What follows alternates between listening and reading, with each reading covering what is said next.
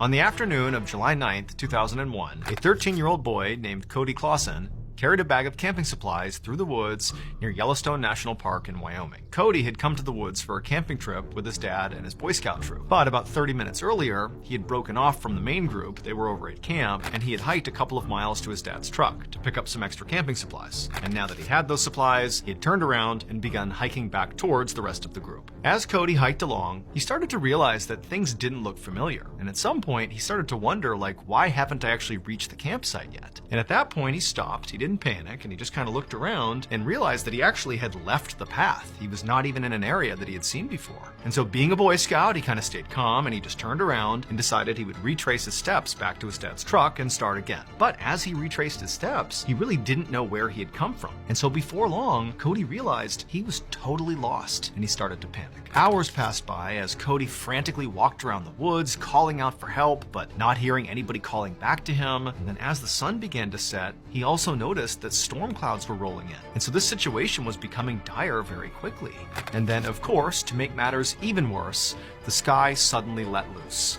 Cody was caught in a major thunderstorm. And so Cody just started running in the dark through the trees as hail is pelting him and it's thunder and lightning, and he's got no idea what he's going to do. And then suddenly lightning flashes across the sky, and for a second the forest is illuminated, and right up ahead of him is this cave. And so Cody runs into the cave and he takes shelter inside of it. It's pouring rain outside. It's so loud. It's so chaotic, and he's terrified. But now it's like his body just shuts down, and he just closes his eyes and passes out just from sheer exhaustion. The next morning, Cody woke up still sheltering inside of this cave. And the first thing he noticed is when he looked out into the woods was the storm had stopped. And then the second thing he noticed was he heard the distinct sound of a helicopter flying somewhere nearby. Cody instantly ran out of the cave and looked up into the sky, and sure enough, there was this small helicopter flying around roughly in his area. And so using some of his Boy Scout training, he pulled off his belt and he used the metal buckle of his belt to reflect the sunlight